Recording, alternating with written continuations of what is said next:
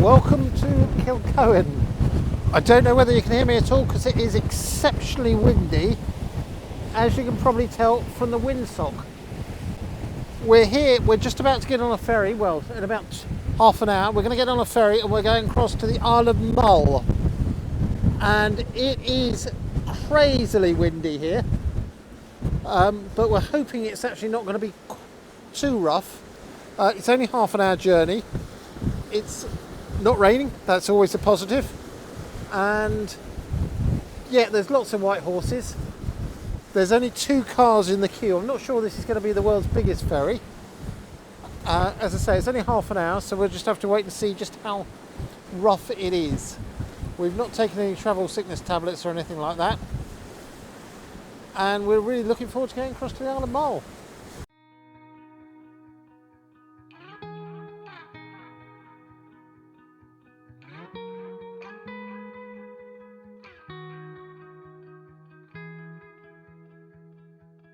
Call it off,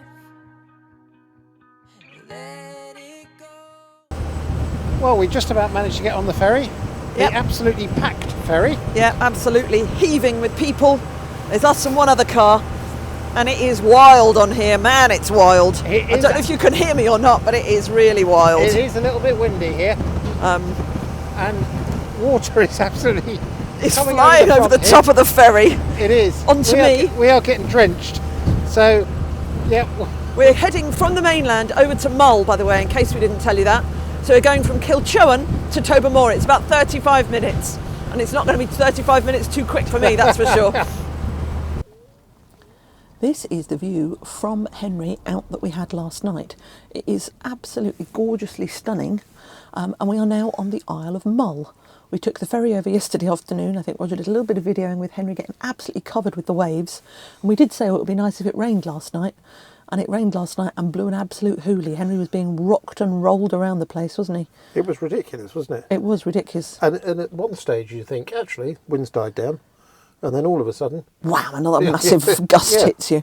Yes, it was very interesting last night. But it was fine. So we're now on the Isle of Mull, and today we're going to go to Duart Castle, which is kind of on the southeastern tip of Mull, I believe. Something like that. And it says that in his book, he says it's one of the best castles he's ever been to, so we're very much looking forward to going there. Yes, I think it's going to be the weather set in, shall we say. Yeah, I think it did say today was going to be pretty horrible. This is Loch na Keal that you can see in front of you, and I think it's going to look like this pretty much all day today. So the plan is to stay on Mull. We don't know how long at the moment. We'll see what there is to do. And see what the weather's like as well. See what the weather's like. But I think this is going to be Scotland now for the foreseeable. But we've done very well with the weather so far. We have done exceptionally well with the weather. We've been very, very lucky, actually. We are at Duart Castle today. That's on the Isle of Mull. And we just come into this inner courtyard to see this fantastic brazier. And it says that the brazier is on display in the courtyard before it gets put on the roof. Apparently it's quite traditional to have braziers on castle roofs to use for signalling and also as beacons for navigation. And we are right by the sea, so I can understand that. Yeah, it's an amazing piece of work. It's great, isn't it? How'd you fancy one in your garden? Might be a little large for our garden, yeah, but it's cool though. Yeah. And apparently it's in memory of Elizabeth the Lady McLean, who died in October 2021, and she was 98, so that's quite impressive. Yeah, I do like that. Maybe a smaller one. See what you get for your birthday. Okay, fine.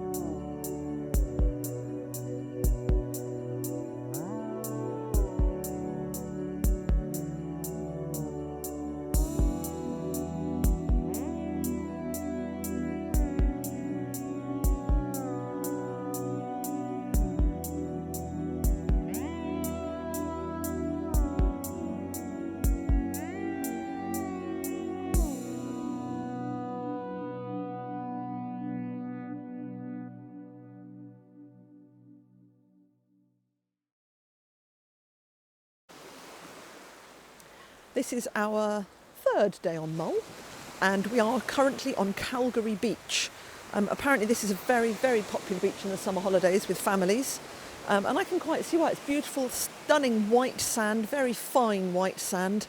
It does say it's a turquoise sea.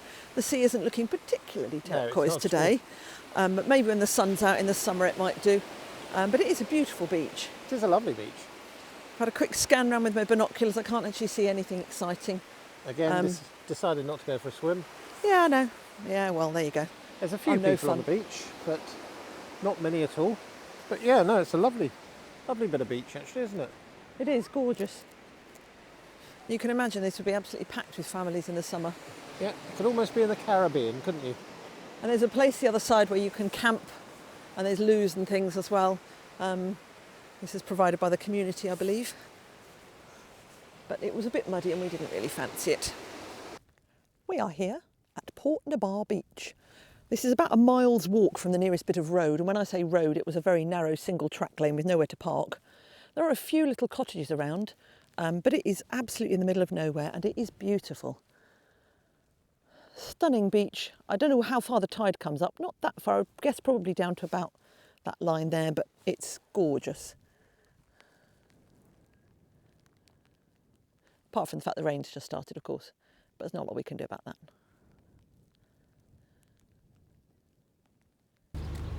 This is Tobermory, and for those of you who are of a certain age, you may know this from the children's TV show Ballamory, apparently.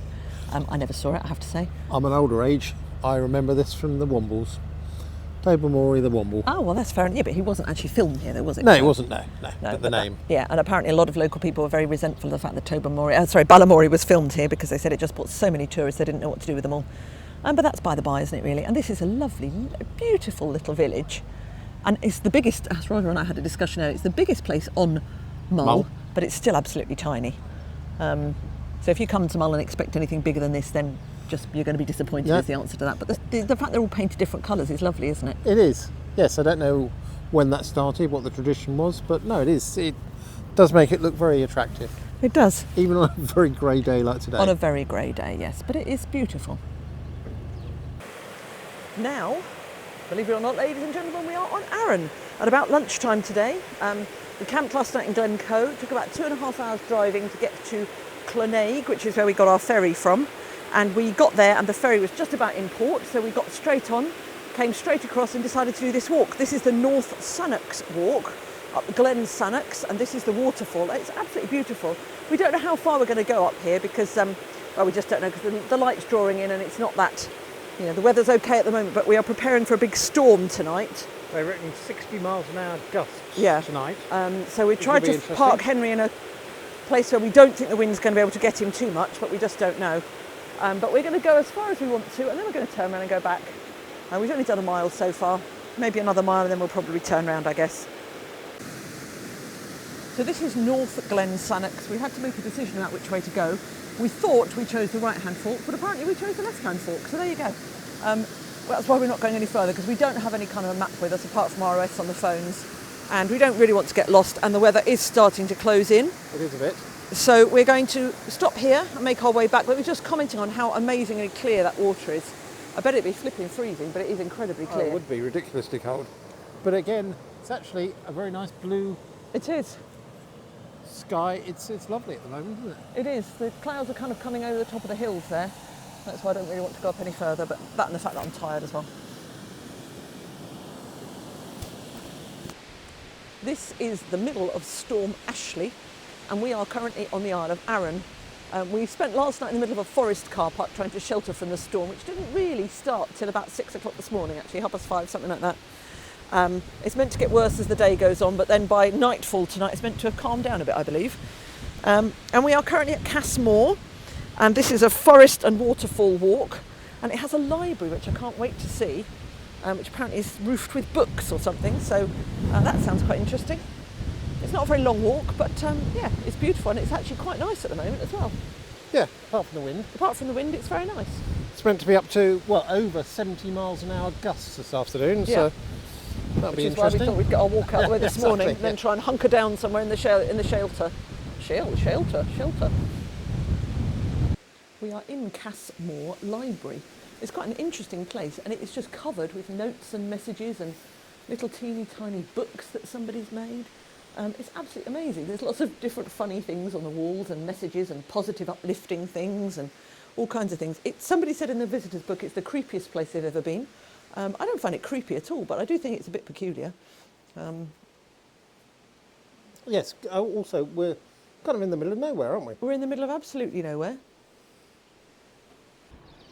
So we are here at the Honesty Box of Basolo Farm, and we've just bought ourselves some peppers and some tomatoes to go in an omelette tonight. They've got all kinds of things here. They've got meat in here as well. They sadly didn't have any blueberries because we may well have had some of those. But it's absolutely lovely. They've got sprouts, cabbage, they've got little onions in there as well, turnips, carrots, all kinds of things in there. Yeah, perfect, I think, really. I was going to say, it's great having a little Honesty Box thing, isn't it? It's fantastic. So we paid £4 for our tomatoes and our peppers, which will be nice in our omelette tonight. So we just had our lunch and we've parked at a place called the King's Cave car park. And we've just come around the corner, up a bit of a hill, and there's this beautiful dark bit of forest here. It is quite incredible. I love all the hillocks and the bits in between the trees. And although you can hear the wind, these trees aren't moving at all in the wind. It's quite amazing, really. What do you think? It's meant to be 75 miles an hour winds. Yeah. It's looking all right at the moment. It is looking much better than we thought it was going to be, that's for sure. And we've got to walk up and over the top of the hill and down to the cave, we think. So we're still on the up bit at the moment. This is the King's Cave. It's quite slippery underfoot, so be careful, Rog. And this is allegedly where Robert the Bruce took shelter one day. Now, we don't know if that was where he saw the spider that encouraged him to go on, or whether this is just where he took shelter. But it is a massive cave. The ceiling is incredibly high. There's also a cross carved on the wall at the end of the cave as well. I imagine there's hundreds of bats that probably live in here too. Very impressive, isn't it? It is very impressive. And you can see why it'd be a great place to shelter as well, because the wind and the waves are crashing around just outside. It actually feels quite calm in here, doesn't it? It does. I would imagine that the tide never, well, very, very rarely comes up this high. Rarely reaches, I would imagine, yeah. So yeah, no, great place to shelter. Last night we spent the night here. We were slightly concerned with the Met Office saying that there were going to be 75 miles an hour gusts, so we decided to hunker down and stay in a little area surrounded by trees, and I have to say it was lovely. Didn't feel any wind at all. You could just about hear some in the treetops. Again, another lovely park for night, and we were the only people here. The road was very quiet. There were one or two cars this morning, but nothing that disturbed us, and it looks actually like it's a lovely day today. So this is Moss Farm Burial Cairn, and it's quite interesting because it does say that this is not a stone circle. Although you can see circles, you can see stones around the edge in a circle, this would have been filled in with smaller stones, and there would have been people presumably buried in the middle. Now, it's never been excavated and they don't know that there are people in the middle, but that's certainly what all the other ones were used for. And so this is not a stone circle, even though it looks a little bit like one, if you know what I mean. Because these would have been marking the edge of the heap of smaller stones that would have been on the top of it. And they wouldn't have actually buried the people lying flat out like we would have done today. They actually buried them all crouched down as well. So, yeah, interesting. Yes, apparently a lot of this has actually been totally different to how it was, because a lot of the stones have actually been used for different purposes over the many years. Dry stone walls, houses, that kind of thing. They've still been taken off the top of the mound here and used for other things. Indeed. These are some of the standing stones at Macri Moor, and it's very interesting because they said that most of them were erected about 4,000 years ago, and they started off down this way with timber standing up, which was quite interesting, and that was about the time that Stonehenge was being built. And then they started putting up these standing stones, and some of them are very upright stones, like these tall ones, and some of them are very squat little stones. And they don't really know what the difference is, but they know that this would have been a very important sacred site to the people who lived here in that time. And that's about all I can tell you, sadly, because I don't think they really know very much more than that. They did some excavation in the 1980s, and they did say that in the late 70s and 1980s, and they did say that this would have been a very important site. But apart from that, there's not a lot else they discovered, was there? No, not really. One of the amazing things is that within 500 metres, there's 11 of them, I think it is. Yeah, 11 different sites with different either squat circles or tall standing stones or anything like that. Yeah, it is very interesting. What was special about this particular place, I don't know. No. It's a lovely place though. It is beautiful. So these are more of the standing stones on Macquarie Moor, and this one is called, or these ones are called Finmar's Cauldron. This was apparently after a giant whose name was Finn, and he allegedly, there were 3 stones put together that he would rest his cauldron on, and there was another stone somewhere with a hole in it that he would tie his dog up to as well, apparently. We can't actually find the stone with the hole in it, which is a bit disappointing, but this is interesting because it's actually 2 rings together. And again, they're quite squat stones, they're not very tall ones. It's very unusual. We don't quite know why there are 2 together, apart from the legend about the giant Finn. I don't know apart from that.